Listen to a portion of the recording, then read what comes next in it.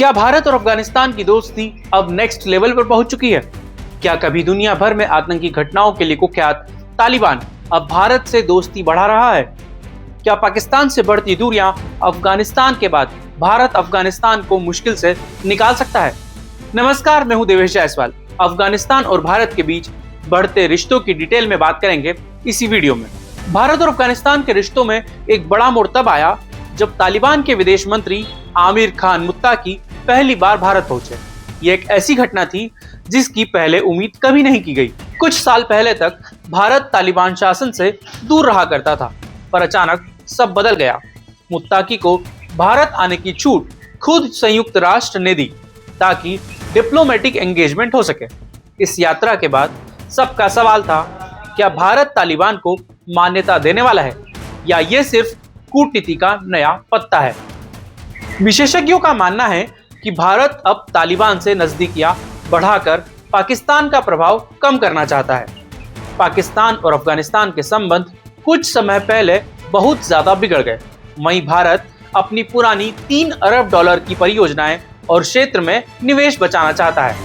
आमिर खान मुत्ताकी के बाद अफगानिस्तान के वाणिज्य मंत्री अजीजी भी भारत दौरे पर पहुंचे और भारतीय अधिकारियों से बातचीत में दोनों देशों के बीच व्यापार बढ़ाने के लिए नए रास्तों और दूसरे उपायों पर सहमति भी बन गई। यानी अब अफगानिस्तान और भारत पश्चिम एशिया में मिलकर एक नया गठजोड़ बना सकते हैं, जिसका सीधा असर पाकिस्तान और दूसरे देशों पर पड़ेगा। पाकिस्तान ने तालिबान को अपने असर में रखने, दबाव और आर्थिक निर्भरता के जरिए रणनीतिक चालें चली। वो पिछले कई दशकों तक अपनी इस चाल में कामयाब भी रहा, लेकिन उसने आतंक का जो रास्ता चुना उसी ने दोनों देशों के बीच दरार पैदा कर दी। क्योंकि तालिबान के सत्ता में लौटने के बाद अफगानिस्तान के हालात पहले के मुकाबले काफी हद तक बदल गए हैं। यहीं से भारत और अफगानिस्तान के बीच नए रिश्तों ने जन्म लिया।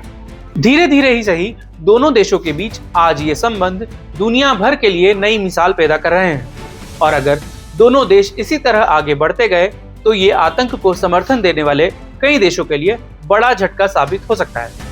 अफगान सरकार खुलेआम भारत के साथ नजदीकियां बढ़ा रही है। विशेषज्ञ मानते हैं कि अगर चाबहार जैसी परियोजनाएं सफल रहीं तो अफगानिस्तान की पूरी व्यापारिक संरचना बदल जाएगी और भारत का प्रभाव क्षेत्र में कई गुना बढ़ जाएगा। साथ ही अफगान उद्योग मंत्रालय ने ट्रांजिट रूट्स, एक्सपोर्ट, आर्थिक साझेदारी और इन्वेस्टमेंट के लिए भारत को सकारात्मक साथी के रूप में स्वीकार करना शुरू कर दिया है। इन घटनाओं की वजह से पाकिस्तान का प्रभाव क्षेत्रीय राजनीति में कम हो रहा है, जबकि भारत की स्थिति लगातार मजबूत हो रही है। तालिबान के लिए भारत के साथ दोस्ती सिर्फ आर्थिक नहीं है, यह वैधता का रास्ता भी है, जिसकी उन्हें काफी जरूरत है। मुत्ताकी ने भारत को करीबी दोस्त बताया और भारत में बसे अफगान सिखों व हिंदुओं को वापस आकर कारोबार शुरू करने की दावत दी।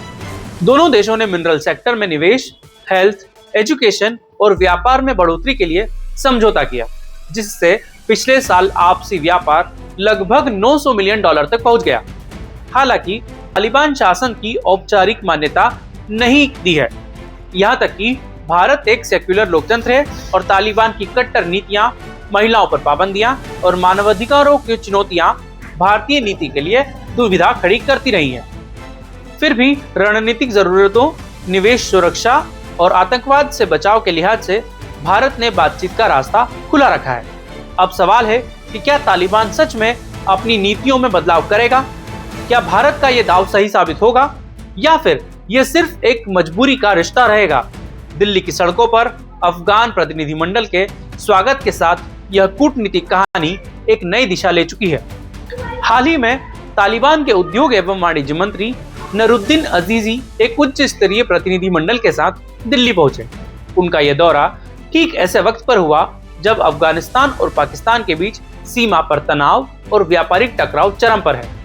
नई दिल्ली की गलियां, चाबहार पोर्ट और ट्रांस एशियन नेटवर्क की खामोश चर्चा डिप्लोमेसी में नया रोमांच जोड़ रही है। आप क्या सोचते हैं?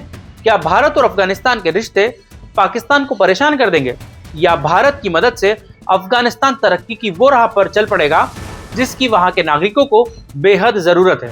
कमेंट में हमें जरूर बताइएगा।